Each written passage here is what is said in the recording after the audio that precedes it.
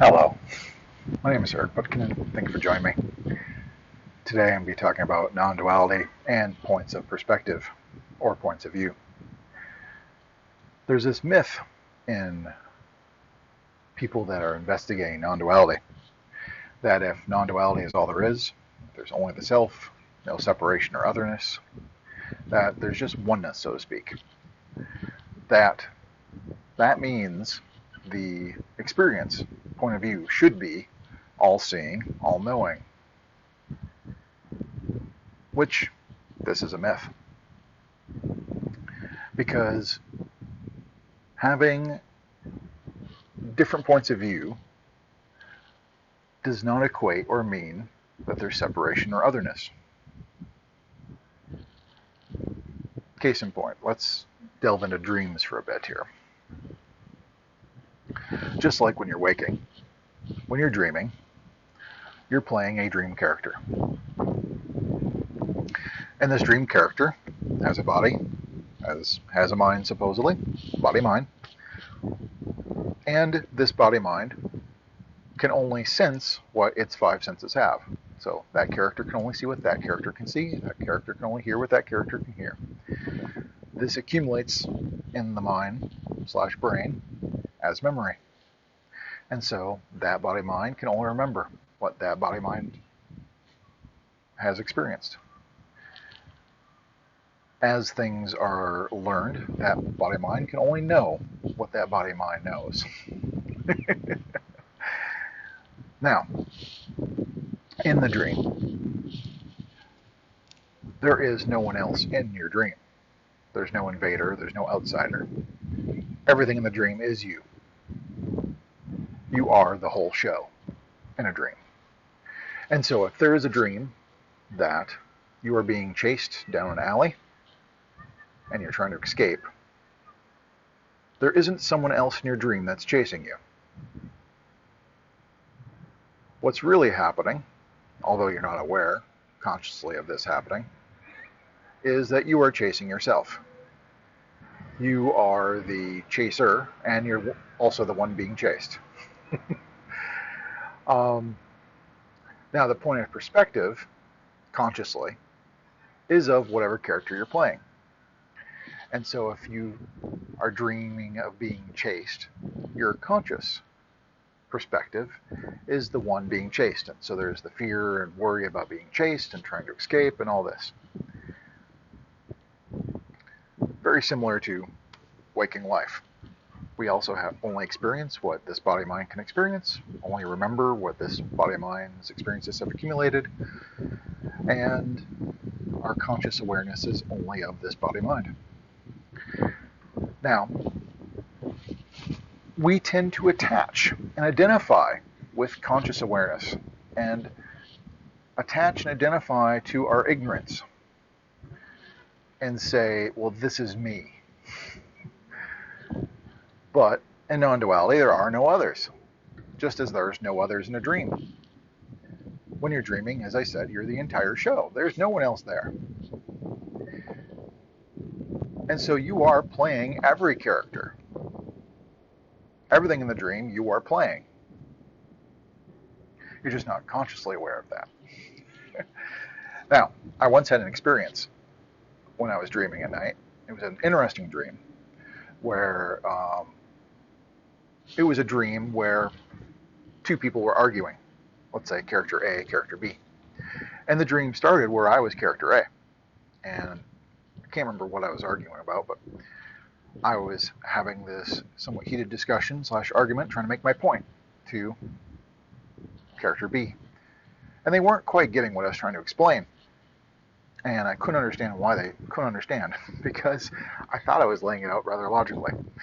And as this conversation was going on, a strange thing happened in the dream. There's a shift where it was like I was receding from character A and becoming character B. And so everything I knew and believed and understood as character A was fading away. And at the same time, everything that could be known, experienced, and understood by character B was arising, and suddenly I was character B, and I had my own experience, thoughts, beliefs, and funny enough, like prior, I thought I was right in the argument and was trying to make my case. Now, understanding why character A couldn't get it.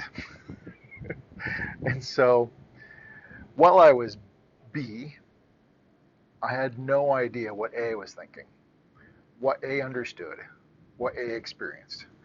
Same thing applied when I was A. I didn't know what B experienced, what B understood. This really applies to all characters in a dream. You're playing all the parts. There's only you. There's no one else in the dream. And so you're playing all the parts.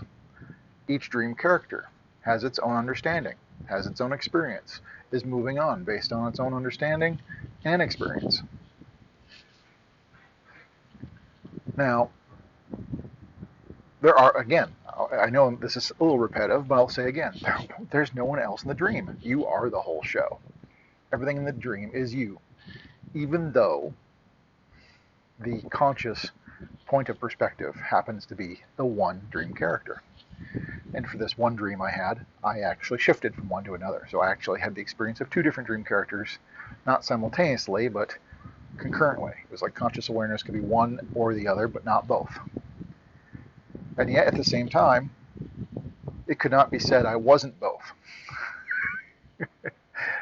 Because I was the entire dream. And this is the analogy or explanation I'm trying to use today when I'm talking about point of view and point of perspective. Do not identify and be attached to your own point of view, your own sensory experience. Don't be attached to your own ignorance of not knowing what others are thinking or doing. It is a fallacy to think that the true non-dual point of view would be to be all-seeing, all-knowing, because that's just another fictitious point of view. In fact, because you are the whole show and there are no others, you are every point of view. There is no point of view that exists that is other than you. It is only not consciously known. There has to be this line of demarcation through ignorance, which is consciousness. You consciously cannot be aware of everything somebody else understood, believes, or such, because that would fundamentally change the character being played. I have said that action and reaction arises from understanding. Understanding arises from seeing. Now, if you see and understood everything somebody else experienced, then one of two things would happen. Either you would suddenly become them in understanding and mentality, and you would forget your current one. Because that's the only way you can completely understand another's, is by giving up your own. Or you would gain a third viewpoint that would understand both. In which case, it would be beyond the understanding of either. But these are all viewpoints. Different viewpoints. Different ways of distributing ignorance. But when you are that third viewpoint, you can't play either one. Because if A or B suddenly understood what both A and B understood, the argument would end and all action would be irrevocably different. Dream character B acts as dream character B does based on its understanding. It has to have that line of demarcation of not knowing everything else. Not to say increasing understanding or depth of understanding is not needed or not a bad or a bad thing in some way. I mean, we can understand more, and the way we act and react can change. But I'm saying the conscious point of view will always be you're ignorant of other body minds, because each body mind embodies its own point of view, its own memories, its own understanding, its own sensory inputs. And to wish or dream to understand or have the feeling of some other body minds would mean you can no longer really sense this body mind. To be this body mind is to be this body mind. To be that body mind is to be that body mind. But what you really are is not any of those body minds. What you really are is not any of those perspectives. Because you are the whole show. You are the self. The self is all perspectives, all body minds. There is no outside or third point of view or transcendental point of view that would be all-seeing, all-knowing, and you become that when you become the self. That's an illusion. That's a myth. Because you've always been the self. You're the self even now, even with a conscious awareness of only being a single point of view. So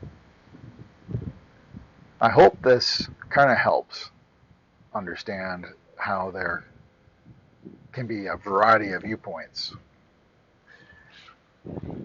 through a variety of body minds, and yet them not being separate or other, and that knowing it all or seeing it all through all body minds is not the objective. The jnani, the one who's enlightened, still only experiences what is in this body mind. It only has the point of view of the body mind, because ignorance lies with the body mind. Suffering lies with the body mind.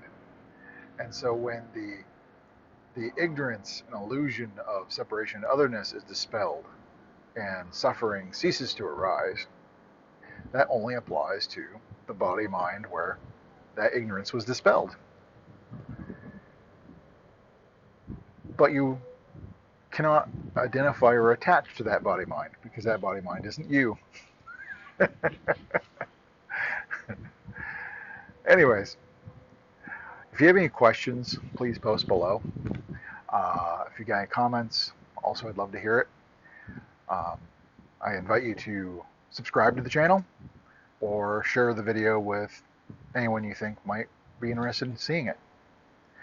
But until next time, thank you much.